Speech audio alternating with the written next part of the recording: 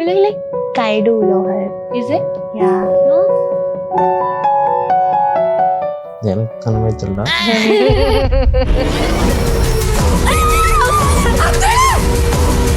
ஒரு சீக்வென்ஸா நடிச்சு நம்மளால வச்சிட்டாங்க இல்ல, படம் ஃபுல்லா. ஆமா. Actually, we were crying. எல்லா சீன்லயும். ஆமா. அப்படியா? ஆல்மோஸ்ட் எல்லா சீன்ஸ்லயும் we were crying. எங்களுக்கு டைலாக் மட்டும்தான் வந்துட்டு இங்கே நாங்கள் இது பேசணும்னு தெரியும். மற்றபடி மூடாக எல்லாமே வந்துட்டு ஒரு நேச்சுரலாக நடக்கிற மாதிரியான ஒரு ப்ராசஸாக தான் இருக்குது. இந்த சைலன்ஸ் ஆக்சுவலி பற்றி கேட்கணும் நான் இருந்தேன். பிகாஸ் இந்த ஃபில்ம் நிறைய இடத்துல ப்ராமினன்ட் சைலன்சஸ் இருக்கும். There will be no words at all. ஆனால் டயலாக் இருந்தால் கூட அது இவ்வளோ பவர்ஃபுல்லாக பேசியிருக்குமான்னு தெரியல. அந்த அளவுக்கு அந்த இமோஷனை சைலன்ஸ் வந்து கன்வே பண்ணியிருக்கோம். நான் தான் படம் பார்த்துட்டு நான் அனுஷ்மாட்ட நான் தான் சொன்னேன், நான் என்ன பண்ணியிருக்கேன்னு எனக்கு தெரியல.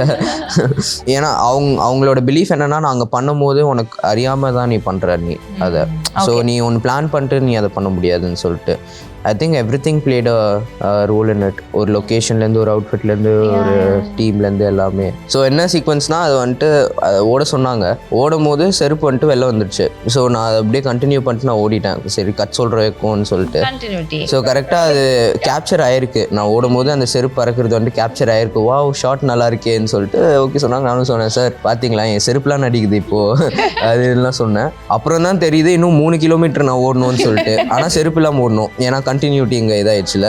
ஸோ நான் அப்படியே ஓடுறேன், அவங்க க்ரௌடில் அப்படியே கேப்சர் பண்ணுற மாதிரி தான். நான் ரியலாகவே ஒரு கைதி விலங்குலாம் பார்த்து ரியலாகவே கைதின்னு சொல்லிட்டு ஒரு ஆட்டோக்காரர்லாம் நடுவில் ஆட்டோ விட்டாங்க நான் ஓடும் போது. அதுக்கப்புறம் புட்டு நான் ஆக்சுவலாகவே அந்த படத்தில் நான் எப்படியே ஆட்டோவில் இடிச்சு கீழே விழுவேன்ல, அந்த மாதிரி ஆட்டோவில் இடிச்சுட்டு நான் அப்படியே வச்சுட்டு அதுக்கப்புறம் நான் ஷூட்டிங்னான்னு சொல்லிட்டு.